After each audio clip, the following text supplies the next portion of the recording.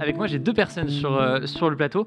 Je ne sais pas par qui commencer. Anne-Sophie Alzif, bonjour. Bonjour, Merci beaucoup déjà pour ta présence. Tu merci es à vous de m'avoir économiste, invité. Tout à fait. chef économiste de BDO et tu es présente ici pour pouvoir aborder avec nous tout l'enjeu économique Économique. qui de fait est très présent parce Oui. qu'on en a beaucoup parlé. Il y a des sanctions économiques qui sont majeures.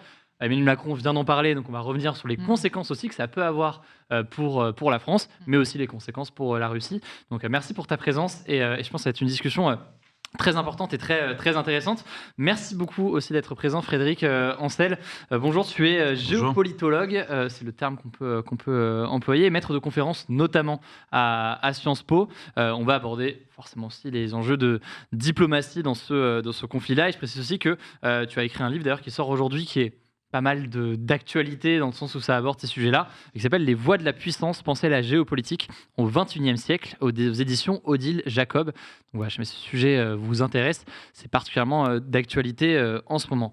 Je voulais déjà, si ça vous va, qu'on revienne sur ce discours d'Emmanuel Macron. J'ai noté pas mal de choses forcément qui, justement, mentionnent ces sujets économiques et géopolitiques.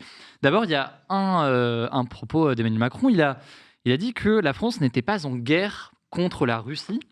C'est forcément quelque chose qui peut faire réagir. Frédéric Ancel, est-ce que tu considères que la France aujourd'hui est en guerre contre la Russie ? Est-ce que la France est en guerre ? Non, officiellement, elle n'est pas en guerre. Alors, pour deux raisons. D'abord, parce qu'on ne déclare plus la guerre depuis 1945. Le dernier à l'avoir fait, c'est Staline, contre le Japon en 1945. Bon, alors après, on est dans la casuistique, parce qu'en réalité, on peut très bien être en guerre sans la déclarer officiellement. Mais on ne l'est pas sur le fond, parce que l'Ukraine n'est pas signataire d'un traité d'alliance avec la France. Auquel cas, on pourrait s'affirmer légitimement en guerre. Il faudrait qu'on défende notre allié. Ce n'est pas le cas. Et non seulement ce n'est pas le cas, mais l'Ukraine, et pour cause, n'est pas non plus membre de l'OTAN, l'organisation du traité de l'Atlantique Nord, auquel, bien évidemment, fait partie la France. Donc, à double titre, on n'est pas en guerre. Et puis, j'ajoute un dernier point. Contrairement à ce qu'a dit le ministre Le Maire, de manière très, très forte, on n'est pas non plus en guerre économique. Alors, bien évidemment, les sanctions que l'ensemble de l'Union européenne, et pas seulement la France, les sanctions qui ont été prises contre la Russie vont porter préjudice à l'économie russe. C'est, j'allais dire, bêtement fait exprès. C'est bien évidemment l'objet des sanctions pour tenter de dissuader M. Poutine d'aller encore plus loin. Mais même à ce niveau-là, il ne s'agit certainement pas, et d'ailleurs Emmanuel Macron l'a bien rappelé, d'une guerre destinée au peuple russe. Et là, évidemment, faire la distinction entre un régime de plus en plus autoritaire, d'ailleurs, et de moins en moins démocratique, et la population russe, quand on applique des sanctions, évidemment, c'est très difficile de faire la part des choses. Mais non, la France n'est pas en guerre avec la Russie. Mais ce qui fait que ce terme de guerre revient parfois, c'est que, de fait, et d'ailleurs Emmanuel Macron, il me semble, en a parlé, il y a des soldats français qui aujourd'hui sont mobilisés, sont présents dans des pays autour de l'Ukraine. À partir de quel moment, du coup, est-ce que sans faire de déclaration de guerre, justement, on considère qu'un pays entre en guerre ?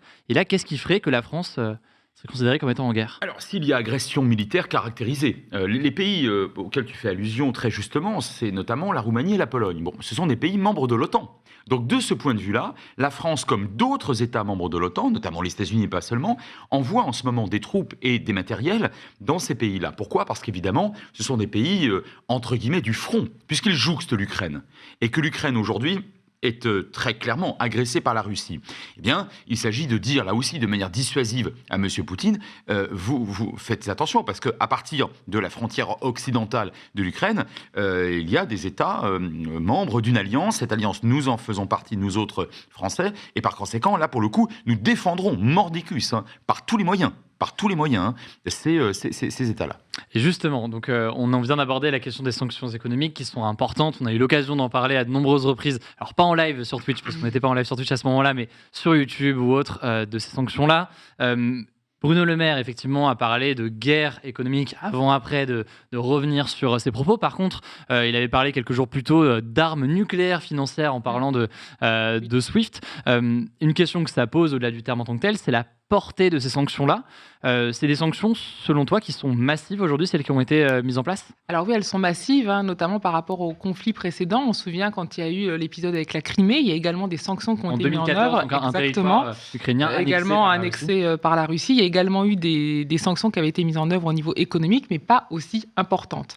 Donc là, c'est vrai qu'on voit qu'il y a vraiment l'idée de sanctionner économiquement, mais pas que sur les oligarques, que sur, par exemple, les avoirs des Russes en France, sur sur les aspects commerciaux. Il y a vraiment l'idée de toucher en plein cœur. La Russie est une économie très peu diversifiée, totalement dépendante des hydrocarbures, et donc elle a vraiment besoin de ses revenus, du pétrole, du gaz, pour pouvoir fonctionner. Donc vraiment, l'idée, c'est de taper fort. Donc c'est pour ça qu'on a parlé des systèmes SWIFT et donc d'exclure certaines banques russes par rapport à cela.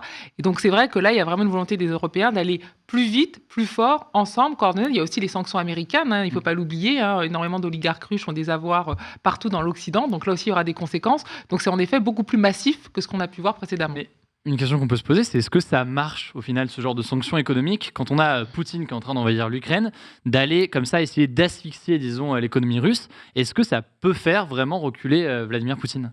Alors, le problème des sanctions est toujours le même. Il est double.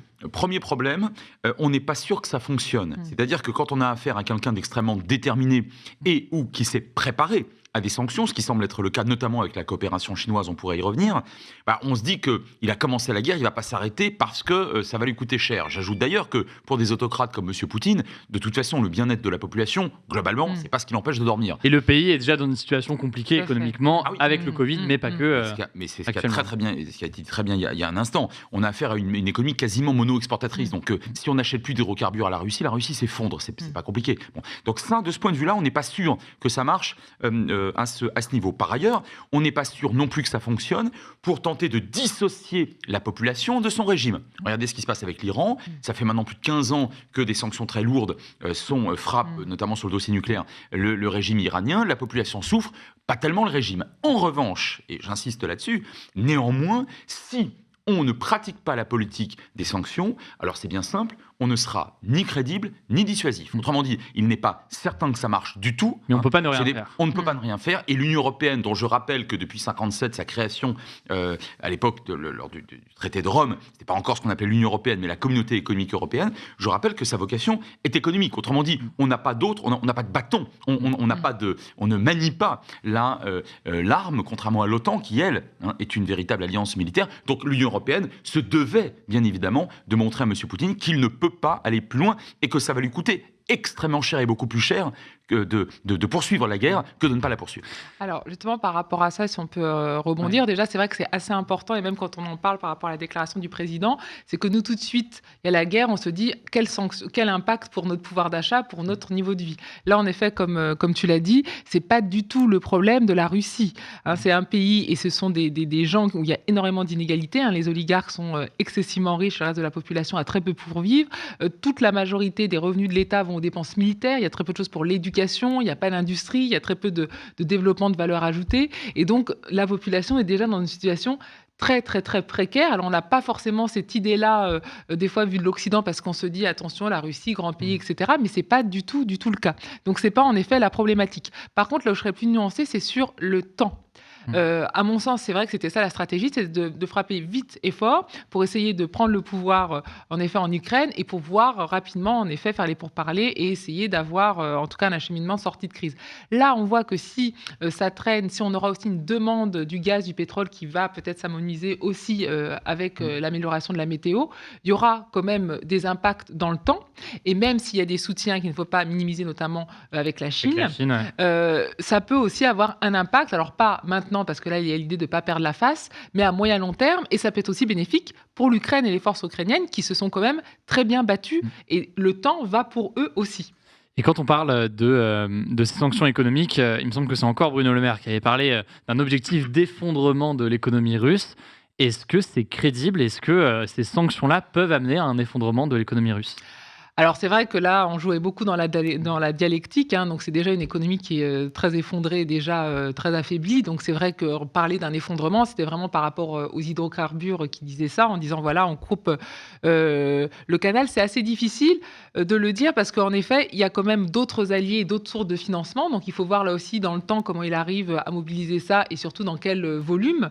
Et puis, il y a aussi peut-être la volonté de trouver un accord plus vite que prévu en se disant, voilà, si je commence à voir qu'au niveau financier, c'est très compliqué, peut-être que là, en effet, les pourparlers peuvent accélérer. Donc, je ne dirais pas massif, parce que la Russie a aussi quand même d'autres alliés. Il ne faut pas être emprisonné dans une vision purement occidentale. Ce n'est pas le monde entier contre la Russie, c'est une partie du monde. Une très très très grande partie du monde. Très très grande partie. Parce que les alliés, alors la Biélorussie, bon, qui ne produit pratiquement rien, des tout petits alliés totalement inféodés et non reconnus par l'ONU, je pense à la Transnistrie. Alors on a des États qui coopèrent avec la Russie en Asie centrale, c'est vrai, mais en fait l'Asie centrale, notamment le Kazakhstan, produit quoi? Du gaz. Pas de chance, c'est exactement ce que la Russie produit aussi. En termes d'échange, c'est pas le plus stratégique. Non, il reste le Venezuela, il produit quoi? Du pétrole, ça va pas. Donc en fait la Russie n'a aucun allié sérieux. La vérité, c'est que la Chine la Chine n'est pas un allié militaire, en aucun cas. Oui, la Chine, la Chine, 2, s'est abstenue il y a 3 jours au Conseil de sécurité lors d'une résolution déposée par les Occidentaux, n'a pas voté en faveur de la Russie. 3, Xi Jinping, le président chinois, a appelé personnellement M. Zelensky pour regretter la situation. Le moins qu'on puisse dire, c'est que le soutien à la Russie de Poutine n'est quand même pas massif. Et comment on l'explique d'ailleurs au passage que la Chine soit sur une position relativement ambiguë, ou en tout cas... ou en tout cas ambivalente, ou même ambivalente, mais parce que l'axiome, disons, si vous voulez, le principe fondamental diplomatique de la Chine ces dernières décennies, c'est le respect de la sacro-sainte souveraineté des États. D'ailleurs, c'est à ce titre-là que les Chinois nous disent, exactement, que les Chinois nous disent, mêlez-vous de vos affaires les Occidentaux, les Ouïghours, c'est pas votre job, les Tibétains, c'est pas votre business, et Taïwan, de toute façon, c'est chez nous, on la récupérera. Parce que je précise pour que tout le monde ait le contexte, c'est un territoire que la Chine revendique et souhaite reprendre le contrôle. Certains estiment que d'ailleurs, il pourrait y avoir tôt ou tard dans les prochaines années une tentative de récupération de ce territoire par la Chine. Voilà, sauf que l'Ukraine, ça n'aura échappé à personne, est un État parfaitement indépendant et souverain. Donc, dont la souveraineté a été très clairement transgressée par Poutine, par la Russie de Vladimir Poutine. Non, les Chinois ne peuvent pas trahir, pas revenir, sauf à risquer leur crédibilité dans le monde entier, notamment en Afrique et en Asie, en Amérique latine. Ils ne peuvent pas se déjuger comme ça en quelques jours et soutenir massivement Poutine. En revanche, je pense que les Chinois, par défiance ou par hostilité vis-à-vis de l'Occident, ne vont pas participer à des sanctions économiques contre la Russie. Il est même possible que les Chinois aident la Russie à éviter, enfin à supporter en quelque sorte, notamment par la vente de matériel à haute valeur ajoutée qui va manquer du coup à la Russie si les Russes ne peuvent plus nous en acheter. Donc va sans doute soutenir de ce point de vue-là économiquement la Russie. Mais ce n'est pas un soutien inconditionnel et en aucun cas un soutien militaire. Un soutien militaire. Emmanuel Macron, lors de son discours il y a quelques minutes, parlait d'un plan de résilience économique et sociale pour faire face aux conséquences que pourraient avoir ces sanctions imposées à la Russie sur l'Union européenne. On a parlé de la question du gaz, notamment il y a quelques minutes. Quel peut être l'impact sur la France, par exemple, dans les prochains jours, pour nous, en tant qu'habitants français? Qu'est-ce qu'on peut ressentir dans les prochains jours avec cette crise ukrainienne? Alors, on le voit déjà, donc, au niveau des matières premières, donc, les prix du pétrole, les prix du gaz, il y aura beaucoup de volatilité sur les marchés et des hausses qui vont être importantes. Donc ça va continuer tant que le conflit est là. S'il ne faut pas oublier, c'est vrai que maintenant on a un peu oublié la crise sanitaire, mais on est encore cette année dans une année de reprise, de demande qui est forte, d'une demande mondiale qui est là. Donc ça vient cumuler déjà des prix qui étaient hauts parce qu'on s'attendait à avoir des hauts des prix des matières premières assez élevés, au moins jusqu'à la rentrée. Donc là, on sera peut-être encore plus haut. Donc au niveau, en effet, des matières premières, il y aura un renchérissement, même si on peut s'attendre qu'avec les températures, on est quand même une petite baisse de la demande mondiale. Moins besoin du gaz. Voilà, exactement. Donc, qu'il y ait moins de tension au niveau des marchés. Mais si la crise est de plus en plus importante, il y aura énormément de tensions. Et après, il y a aussi toutes les denrées agricoles qui vont être importantes. Le blé, etc., qu'on importait d'Ukraine. Donc là aussi, il y aura des variations. Il y aura beaucoup de tensions sur les cours et donc des hausses de prix sur ces denrées qui peuvent se voir. Donc ça, il faut continuer à avoir ça à l'esprit. Et puis, en effet, donc un impact globalement sur le pouvoir d'achat. Le président de la République en a parlé. Avec de l'inflation qui est principalement en France et en Europe de l'inflation énergétique. On n'est pas encore dans une inflation globale, mais en tout cas, c'est vrai que là aussi, ça peut avoir des conséquences au niveau notamment des politiques monétaires. On voit que les États-Unis ont déjà des gros problèmes d'inflation et que la Réserve fédérale veut peut-être intervenir. Donc là, c'est vrai que si on a un emballement trop important, il pourrait y avoir une intervention plutôt que prévu. Donc c'est vrai que tout est assez ouvert aujourd'hui. Et sur la question du gaz, François Hollande, en début d'émission, était présent ici. Lui a appelé d'une certaine façon à se détacher le plus possible et davantage que ce n'est le cas aujourd'hui du gaz dont on importe aujourd'hui de la Russie. Est-ce que c'est vraiment crédible de s'en détacher complètement? Et quel impact ça aurait et pour la Russie et pour la France? Qui veut commencer sur ce sujet-là? Complètement, d'un mot, complètement à court terme, non, ce n'est pas possible, sauf évidemment à risquer des pénuries, en tout cas des ruptures d'approvisionnement. Néanmoins, à moyen terme, c'est parfaitement possible. Pourquoi ? Parce qu'en Méditerranée orientale, on a trouvé ces dernières années des réserves absolument gigantesques de gaz naturel. C'est vrai dans les eaux territoriales de la Grèce, de Chypre, du Liban, d'Israël et de l'Égypte. Et une partie de ce gaz commence déjà à être utilisé, enfin exploité et exporté. Donc et par ailleurs, on en trouve dans d'autres États. Donc je pense qu'à moyen long terme, on devrait pouvoir s'en sortir, peut-être pas en évitant l'intégralité du gaz russe, mais enfin cette crise, elle finira bien par s'arrêter. Et puis entre parenthèses, M. Poutine ne sera pas perpétuellement au pouvoir et en guerre. Bon, donc, mais en tout cas, à court terme, on ne peut pas éviter totalement le gaz russe ou des risques de pénurie. Anne-Sophie, donc je précise que tu es économiste. Sur cette question de se couper complètement du gaz russe, est-ce que c'est possible selon toi ?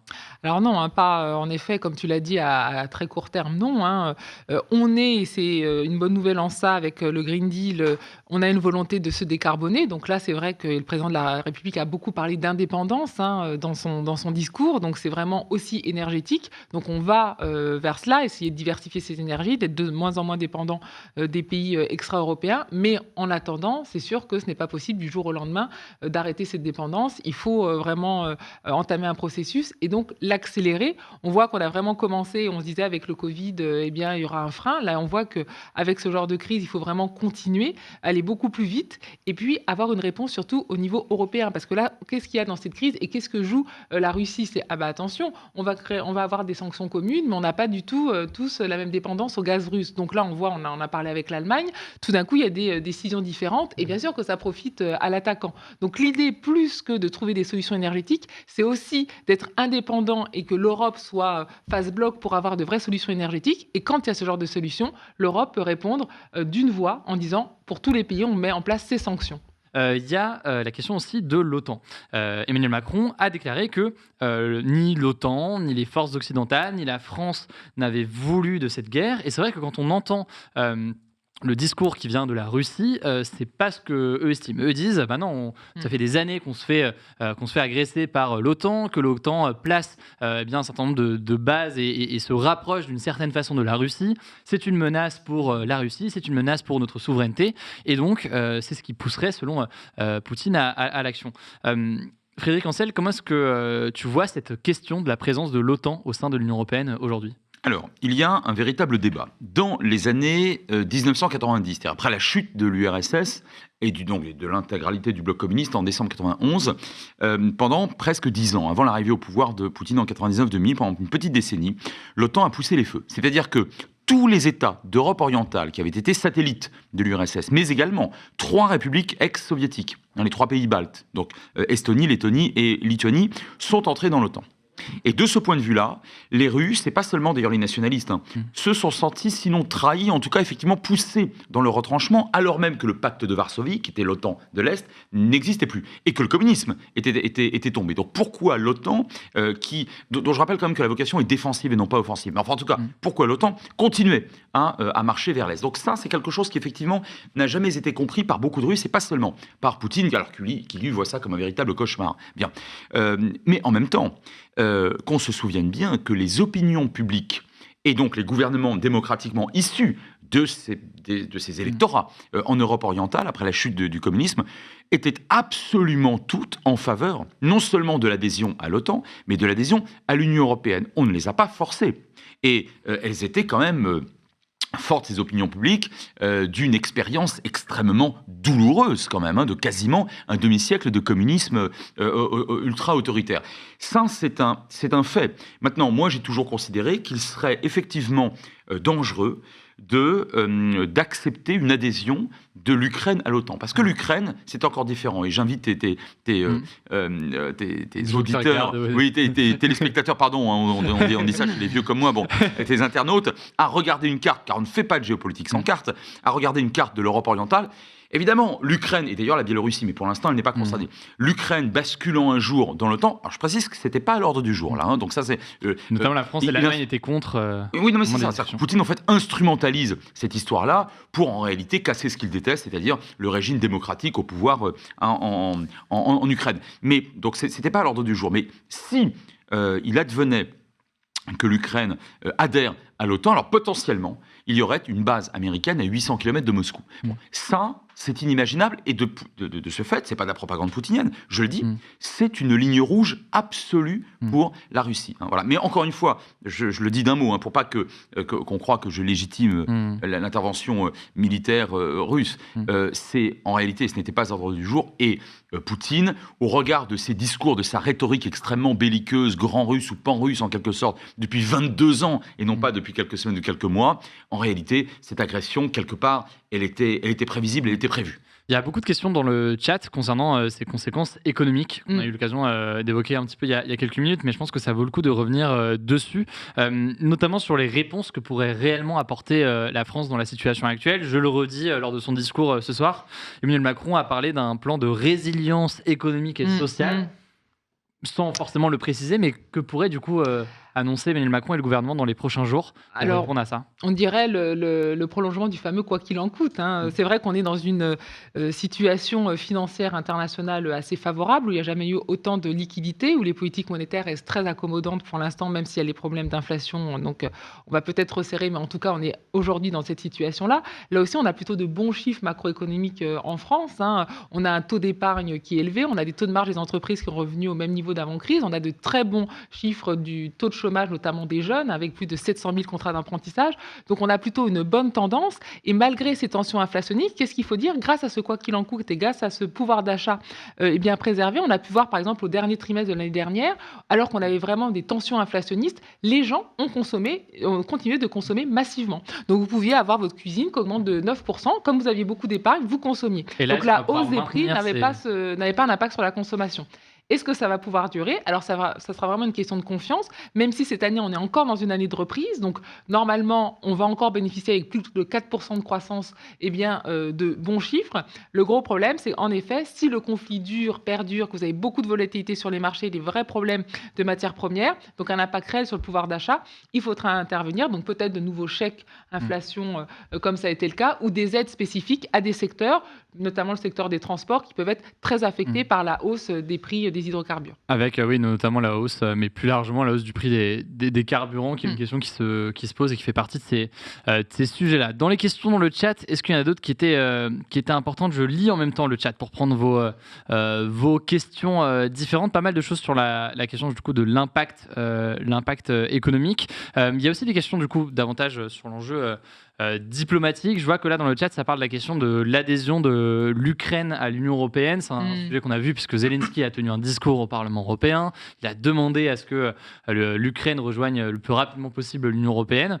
D'un point de vue très concret, est-ce que c'est possible déjà aussi rapidement que ça? Et qu'est-ce que ça impliquerait concrètement? Non, c'est pas possible à court terme, c'est certainement même pas possible à moyen terme, non pas tellement d'ailleurs pour des raisons stratégiques, mais pour des raisons économiques et démographiques. L'Ukraine n'est absolument pas prête à remplir aujourd'hui les cases, cocher les cases, comme on dit, lui permettant de rentrer dans l'Union européenne. Parce qu'il y a des critères précis qui sont pris en compte pour... Extrêmement précis sur le plan tout à fait économique, social, industriel, etc. Donc ça, c'est normatif, etc. Donc ça, c'est certain. À moyen terme, long terme, peut-être, il faudra voir. C'est d'autant moins possible qu'évidemment, aujourd'hui, sur le plan stratégique, sur le plan géopolitique, avec une Crimée qui, avant même l'agression russe de ces derniers jours, qui était déjà annexée par la Russie, avec une véritable guerre et plusieurs milliers de morts depuis 2014, quand même, à la frontière orientale, il n'est pas imaginable un pays à court, moyen terme ne peut pas rejoindre parce qu'il est en guerre l'Union européenne. Non, en aucun cas. Donc ça, c'est le premier point. Deuxième point, peut-être plus intéressant, c'est que le président Zelensky est très malin, au bon sens du terme. Il est très intelligemment, il propose à l'Union européenne, il demande à l'Union européenne d'adhérer, c'est-à-dire qu'il utilise la communication non pas du martyr et de l'apocalypse, évidemment, il demande à être défendu, mais il sait très bien que l'Union européenne aujourd'hui a un rôle de plus en plus important à jouer. D'ailleurs, il s'adresse au Parlement qui lui-même, ces dernières années, a pris une ampleur plus considérable qu'autrefois en termes de prérogatives et de poids politique, et en cela, il s'adresse à nous autres, les opinions publiques. Et c'est d'autant plus flagrant et c'est d'autant plus intelligent de sa part qu'en face, la communication de M. Poutine, très objectivement, elle est d'une brutalité inouïe. Et elle est très concrètement, elle s'enferme dans l'outrance, en nazifiant le régime, d'ailleurs c'était rappelé par Emmanuel Macron, le régime ukrainien. Poutine, de ce point de vue-là, raconte et fait strictement n'importe quoi. Et je pense que même s'il sait parfaitement que ce n'est pas possible à court moyen terme, M. Zelensky avait parfaitement raison de demander dans une scénographie très, très solennelle d'ailleurs, avec signature de documents montrés en visioconférence à l'ensemble des parlementaires européens, qui d'ailleurs ne s'y sont pas trompés, qui ont été pris par l'émotion et qui ont applaudi quasi unanimement. Il faisait acte de communication. Une question qui revient beaucoup dans le chat, c'est à nouveau cette question de l'OTAN, une question de Yes notamment qui dit Hugo, je pense que c'est du coup vous qui allez répondre. Hugo, est-il vrai que l'OTAN avait promis dans un traité à la Russie de ne pas augmenter son expansion vers l'Est et donc vers la Russie? Non. Il n'y a aucun traité qui prévoyait l'arrêt de l'OTAN, en tout cas qu'on ne pouvait pas faire adhérer de nouveaux États. En revanche, il y a eu des négociations qui ont eu lieu donc en 91, 92, 93, lorsque la Russie en était à année 0, année 1, année 2. Et à l'époque, l'administration américaine, donc juste avant Clinton, c'était encore Bush père à l'époque, voyait favorablement ne voyait pas l'intérêt immédiat, stratégique, de poursuivre, c'est-à-dire d'accepter ce que demandaient, je le précise encore une fois, les Américains n'ont rien imposé à personne, d'accepter que la Hongrie, la Roumanie, les Pays-Baltes, etc. Adhèrent à l'OTAN. Et en réalité, la Russie était extrêmement faible à l'époque. Le président Clinton n'était pas passionné par ces questions-là. Il y avait des enjeux très importants, notamment au Proche-Orient, je pense aux accords d'Oslo israélo-palestiniens de l'époque.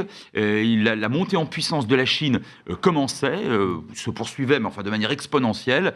Et il est vraisemblable que, et je le dis comme je le pense, qu'on a raté une occasion entre les Occidentaux d'une part et les Russes d'autre part, de s'entendre sur une nouvelle architecture mondiale, européenne et quelque part peut-être mondiale. Ça ne signifie pas que M. Poutine a raison non seulement d'agresser l'Ukraine aujourd'hui, mais de tenir depuis 22 ans des discours hallucinés, extraordinairement revanchistes, révisionnistes et ultranationalistes. Dans ce discours de Vladimir Poutine, il y a aussi la question de l'arme nucléaire, de fait, puisque ce week-end, Vladimir Poutine a annoncé mettre en état d'alerte les forces de dissuasion, notamment cette arme nucléaire. Alors, il y a eu beaucoup de choses et de nuances qui ont été apportées à tout cela, notamment sur ce que ça voulait dire réellement, puisque de fait, une arme nucléaire est toujours un petit peu en état d'alerte. Mais tout de même, c'est une question qui revient souvent, notamment dans le chat et en général. Beaucoup de gens sont inquiets sur cette question de l'arme nucléaire.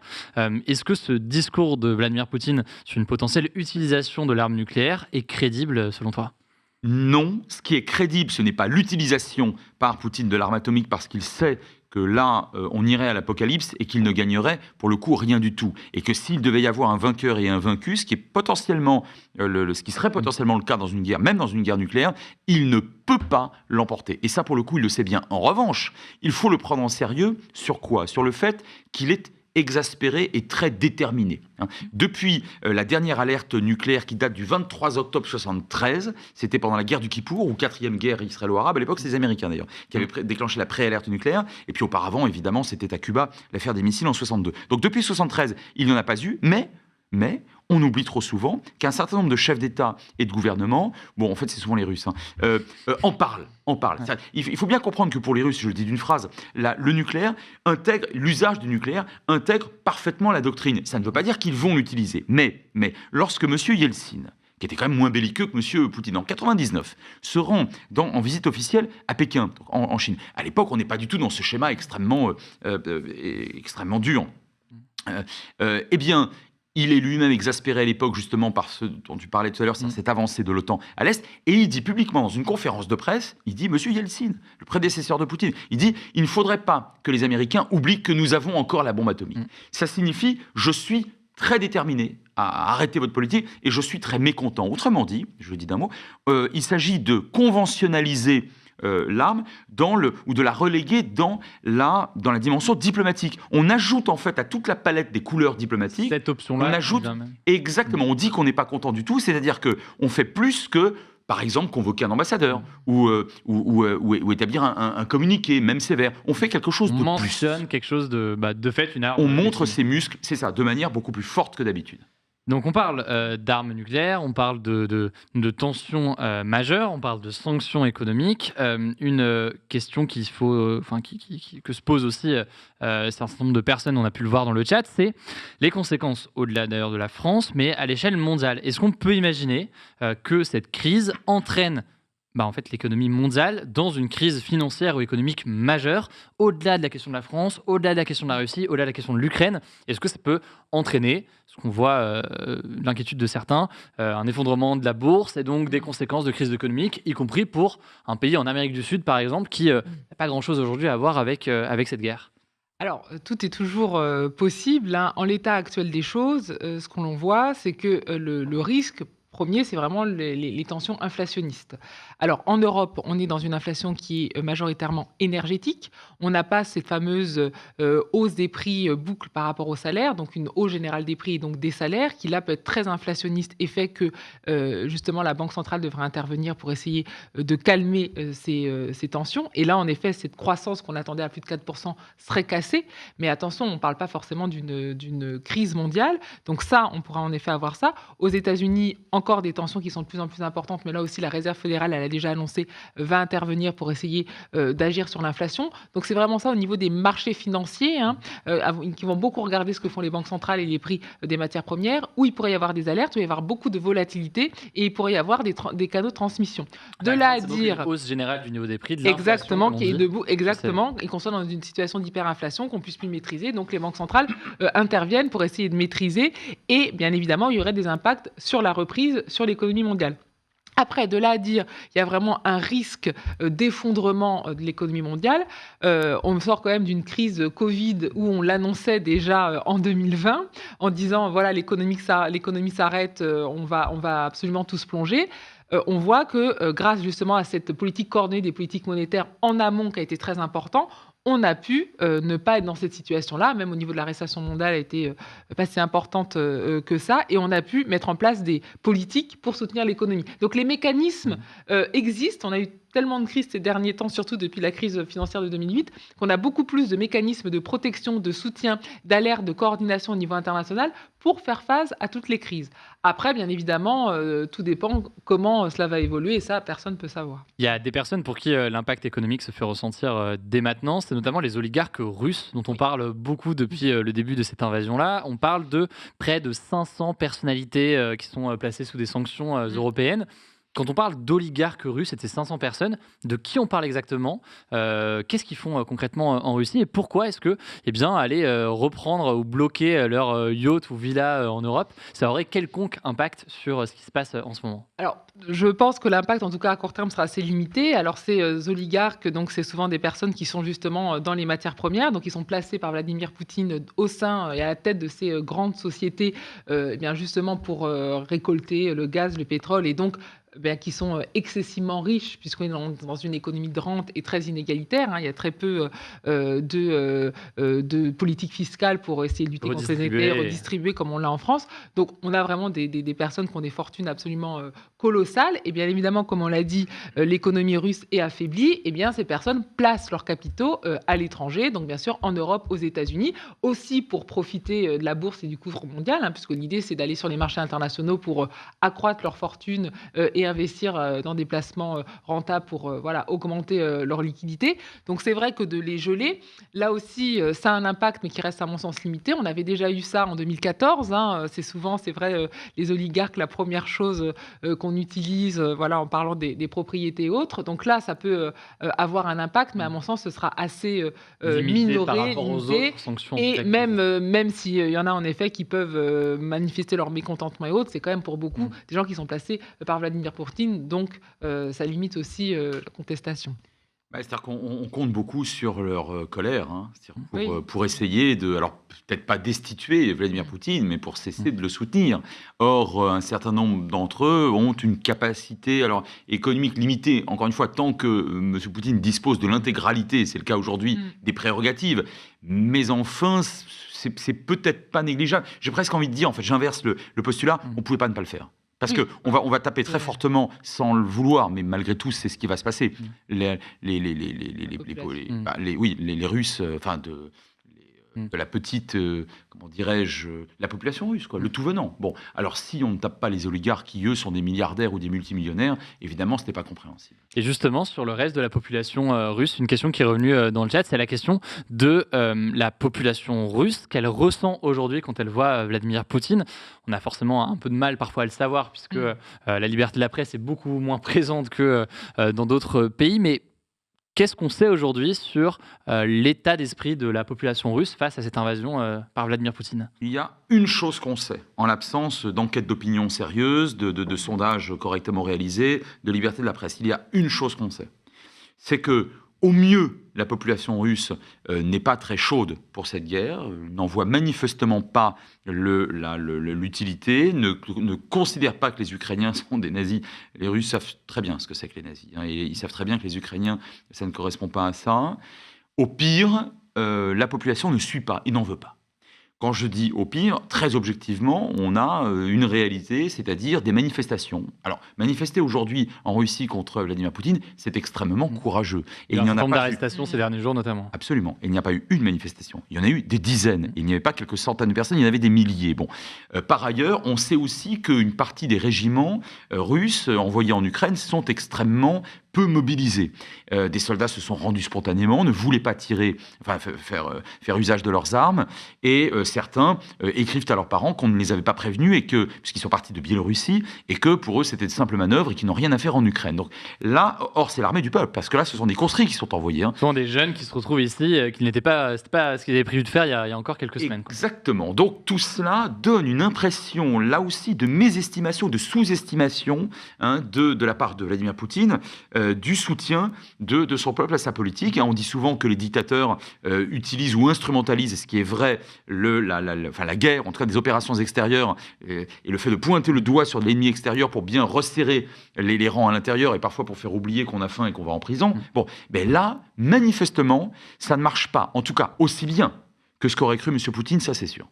C'est évident, sur la question du soutien de la population russe, c'est forcément un sujet qui va revenir. Pour autant, sans forcément soutenir la politique de Vladimir Poutine, si cette population n'est pas en mesure de se soulever et qu'elle reste dans la situation actuelle, de fait, peut-être que c'est suffisant, entre guillemets, pour Vladimir Poutine, et qu'il se dit, bon, bah, la population, pour l'instant, reste calme et je vais pouvoir continuer mon opération. Oui, c'est la raison pour laquelle ici, un certain nombre de diplomates, d'officiers, de géopolitologues considèrent que si M. Poutine est arrêté dans cette guerre, ça ne sera pas du fait de son opinion publique. Enfin, en tout cas, on imagine mal quand même des millions de Russes descendre dans la rue, contre une guerre. On peut descendre dans la rue pour défendre son beefsteak, mais enfin, pour ne pas aller conquérir un État voisin, peut-être que ça se ferait. Mais enfin, encore une fois, il y a quelques dizaines de milliers de personnes très courageusement qui le font. Il y a 120 millions de Russes, je ne suis pas certain que tout le monde le fera. En revanche, ça peut provenir à une déstabilisation de M. Poutine, voire même une destitution, pourrait venir finalement des cercles militaires. Parce que là, les hauts gradés, eux, savent parfaitement ce qu'il en est des rapports de force actuels en Ukraine. Ça ne marche pas du tout comme M. Poutine l'avait espéré, et des rapports de force de manière plus générale face à l'Occident. Et moi, je pense que c'est de là que pourrait venir un coup très dur pour Vladimir Poutine. Une toute dernière question peut-être, parce qu'il est déjà quasiment 21h, mais on aurait pu en parler pendant des heures, parce que de fait, c'est un sujet qui est très intéressant, et je vois d'ailleurs qu'il y a beaucoup de réactions dans le chat. C'est la question de la suite, de ce qui pourrait se passer plutôt dans les prochains jours. Je suis curieux d'avoir votre avis, tant d'un point de vue économique que d'un point de vue plus généralement géopolitique. Frédéric Ancel, pour commencer, quelle est ta vision de la situation actuelle? Ça, on a eu l'occasion d'en parler pendant quasiment une heure, mais ce qui pourrait se passer dans les prochains jours, la chose est le plus probable selon toi? Le plus probable, malheureusement, c'est que les prochains jours soient terribles. Pourquoi terrible ? Parce que pour l'instant, les objectifs n'ont pas été atteints. Ça, c'est une autre certitude. Or, Poutine ne peut en aucun cas se satisfaire d'une défaite, même relative. Ce n'est pas possible. Autrement dit, dans les prochains jours, il risque notamment à Kiev, puisque l'un de ses objectifs prioritaires, c'est de destituer le gouvernement qu'il a quand même nazifié, donc il a diabolisé. Il ne va pas maintenant le laisser tranquille. Bon. D'autant qu'il est en train d'encercler Kiev. Il est donc vraisemblable qu'il va porter des coups plus durs. que ce qui s'est produit jusqu'à présent. En revanche, je suis à un peu moins court terme, relativement, je dis bien relativement optimiste. D'abord parce que les canaux de négociation n'ont jamais cessé, d'une part. D'autre part, parce qu'ils n'ont jamais cessé non plus avec l'Occident, avec l'Europe. Et Emmanuel Macron l'a rappelé, c'est la France en tant que première puissance européenne quand même, et même première puissance militaire de l'OTAN sur le continent d'ailleurs. Et en plus, chef de la puissance présidente de la présidence tournante de l'Union européenne. Donc, à ces titres-là, les canaux diplomatiques restent ouverts. Ensuite, parce que Poutine, encore une fois, j'y reviens, manifestement n'a pas le soutien, en tout cas un soutien évident ou suffisant de la part de la Chine, qui serait la seule à pouvoir faire basculer maintenant les rapports de force, alors qu'en Occident, on est extrêmement soudés. Donc, je pense qu'en dépit de sa dérive de ces derniers mois, de ces dernières années, et donc de ces derniers jours, je pense qu'il reste quelqu'un de pragmatique. Je n'ai pas dit de sympathique. Pragmatique, c'est-à-dire que c'est un stratège qui, malgré tout, voit in fine ce que ça peut coûter, ce que ça peut rapporter. Donc, je serais plutôt optimiste, mais à moyen terme. Anne-Sophie, sur la dimension davantage peut-être économique et la suite à s'attendre là-dessus? Alors c'est vrai qu'économiquement, on va avoir encore beaucoup de volatilité à mon sens sur les marchés, avec toujours la problématique de l'inflation qui va peut-être monter, ce qu'a dit le président de la République, des impacts qui vont être sûrement pas négligeables. Donc ça, je pense qu'on va continuer jusqu'à temps qu'on ait une stabilisation ou en tout cas une situation, on va dire, plus calme qui soit restaurée. Et à mon sens, il va y avoir de plus en plus, là aussi, une escalade au niveau des Occidents, de se dire, voilà, on coupe tous les canaux, mais aussi on essaie d'être de plus en plus indépendant. Et c'est ça qui est assez intéressant, c'est qu'il y a vraiment une prise de conscience que de toute façon, il y aura maintenant énormément de crises, on l'a vu après la crise sanitaire, et que donc, bien sûr, il faut essayer de couper les canaux, les isoler pour les asphyxier économiquement, donc on va continuer, mais plus que ça, il faut vraiment, demain il y a une autre crise, être beaucoup moins dépendant. Et c'est vrai que là, c'était assez flagrant, le président Macron, qui l'a répété de très nombreuses fois dans son discours, indépendance, indépendance, indépendance. On l'avait beaucoup entendu aussi pendant la crise sanitaire. Donc là, on voit vraiment que c'est quelque chose, c'est un véritable marqueur. Et je pense que ça peut être aussi un espoir au niveau de l'Europe. Peut-être pas une nouvelle Europe de la défense, mais en tout cas beaucoup plus de consensus sur ces questions. Merci beaucoup à tous les deux d'avoir été présents pour répondre à toutes ces questions après ce discours d'Emmanuel Macron. Forcément, il y avait pas mal de choses à voir ensemble. Et comme je le disais, on aurait pu en parler pendant des heures. Je le rappelle, je voulais prolonger ces sujets-là de façon plus large. Frédéric Ancel, tu as publié un livre qui sort aujourd'hui, qui s'appelle « Les voies de la puissance, penser la géopolitique en 21e siècle », où tu abordes, j'imagine, un certain nombre de ces sujets, mais de façon plus large. Bien. Très bien, donc on va pouvoir découvrir tout ça. Je sais que ça vous intéresse, il y a beaucoup de remerciements, je le vois dans le chat, et je les rejoins là-dessus. Merci pour ces éclaircissements sur ce sujet-là.